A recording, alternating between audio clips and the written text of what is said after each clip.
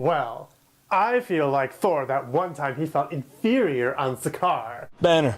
Welcome, strongest Avenger. What? Welcome to the Fortress of Dorkness, the nerdy nexus for all your geeky needs. I'm your host, the Legion of Villery. What if you learned your life was a lie, and then learned your existence was meaningless? Who am I, Rey in The Last Jedi? And then just didn't exist altogether, because why not? Reading orders is taking a trip to the wrong point in time. Wait a tick, is that correct? The wrong point in time? Oh well, it's DC Comics, the greatest greatest hero of them all.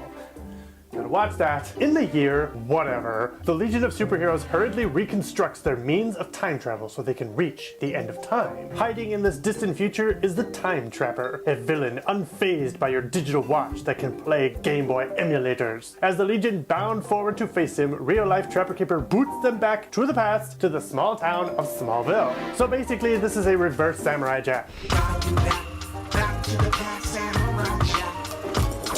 They soon realize they need to find Superboy, aka the young Clark Kent, to help them back home. But there's just one itty-bitty issue. An itty-bitty ditty bag. Clark's Boy of Steel persona shouldn't exist after the events of Crisis. So where does the Legion landed? And can the real Superman who doesn't know who they are help them learn a truth that affects 30 years of comic history? See kids, Superman is so badass that he can affect real-world continuity in your life, in addition to his own. Batman can't do that. Superman 1, Bats 0. The greatest hero of them all was written by Paul Levitz and John Byrne, and illustrated by Byrne, Greg LaRocca, and Mike DiCarlo. This August to September 1987 crossover was DC Comics' first attempt at correcting the continuity. Previous stories involving Superboy and the Legion were now riddled with errors created from the fallout of 1985's Crisis on Infinite Earths. The issue was, if Superman in the post-Crisis world was never Superboy, how could the Legion's stories continue as they were? And furthermore, how would Desaad remain Desaadness with the destruction of his retro viewing screen? Their entire conception revolved around Superboy, and many of its characters had interconnecting stories that included him. Thus, the world the Legion had been visiting for 30 years was turned into a pocket universe. Time Trapper seeded the Superboy of this world, phasing the group of young heroes into this alternate Earth whenever they traveled through time. At least he didn't wake up and find out it was a post-apocalyptic Earth. Oh God! No! I slept too long!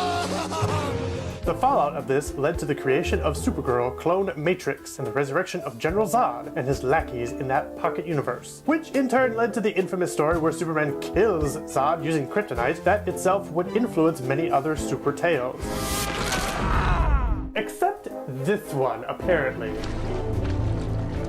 Acknowledging presence of genetic material. Featured characters included the Legion of Superheroes, including Dream Girl, Superman, Superboy, the Time Trapper, the Kents, Pete Ross, and Crypto the Power Pooch. So how many issues did this grandiose tale take to turn back time? 4. Just 4. I have more digits on this hand. You're seeing those 4 on screen right now.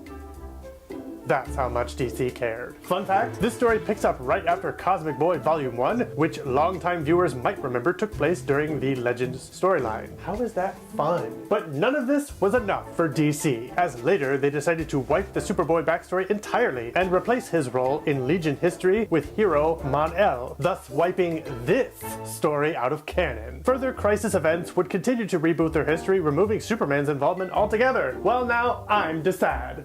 Stop retconning the retcon, you retcon! DC just needs to stick to one gun and be satisfied. I am never satisfied. This story is just another casualty of DC's addiction to rebooting their history, ignoring many, many years of convoluted continuities. Please, DC. There's only so many times a multiverse can be a crisis.